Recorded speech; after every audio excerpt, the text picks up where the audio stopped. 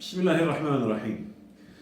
Her hasat dönemi sonrasında ülkemizin pek çok bölgesinde eş zamanlı olarak yükselen anız dumanları sadece tarlaları değil, geleceğimizi, sağlığımızı ve doğamızı kül etmektedir. Sağlık ve Çevrecilik Derneği olarak kolay temizlik veya maliyet azaltma bahanesiyle çıkarılan anız yangınlarının aslında kitlesel bir sağlık ve çevre katliamı olduğunu hatırlatmak amacıyla bu açıklamayı yapmayı bir görev biliyoruz. Birincisi, soluduğumuz hava zehre dönüşüyor.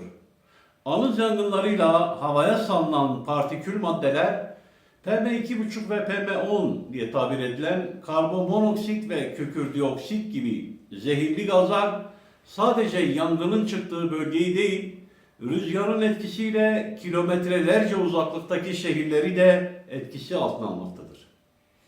İkinci olarak kronik hastalıklar tetikleniyor.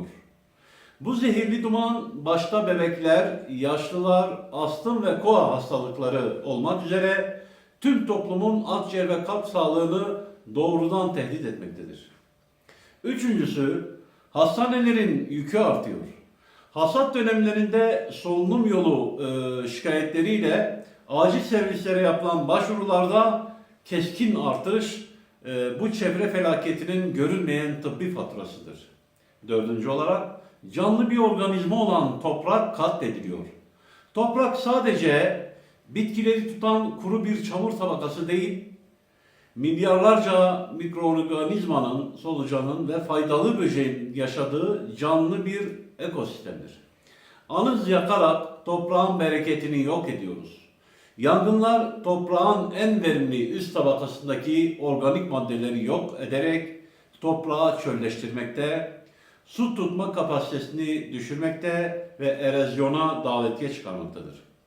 Ve bununla beraber yaban hayatı yok olmaktadır.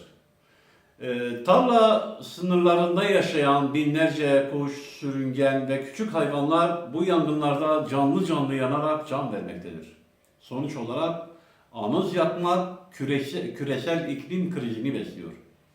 Hava sıcaklıklarının rekor seviyelere ulaştığı günümüzde anız yangınlarından çıkan yüksek ısı ve karbon emisyonları küresel iklim krizini tırmandırmakta, orman yangınlarından zemin hazırlamakta ve biyolojik çeşitliliği geri dönülemez zararlar vermektedir.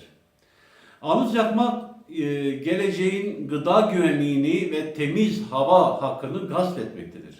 Yetkililere ve çiftçilerimize çağrımızdır. Bizler Sağlık ve Çevrecilik Derneği olarak denetim ve cezaların artırılmasını, anız yakanlara yönelik yasal yaptırımların tarihsiz bir şekilde uygulanmasını, alternatif yöntemlerin desteklenmesini, sap parçalama makineleri ve anız bozma gibi modern tarım tekniklerinin çiftçilerimize hibe veya teşviklerle ulaştırılmasını, eğitim seferberliği başlatılmasını, tarım il ve ilçe müdürlükleri ve sivil toplum kuruluşları işbirliğiyle anız yakmanın toprağa verdiği zararların köylerde yüz yüze anlatılmasını talep ediyoruz. Unutmayalım, sağlıklı bir gelecek ancak sağlıklı bir çevreyle mümkündür. Toprağımızı yakarak beslenemez, havamızı zehirleyerek yaşayamayız. Tüm çiftçilerimiz ve kamuoyumuzu bu konuda sağduyulu olmaya ve katliama dur demeye davet ediyoruz. Teşekkür ederim.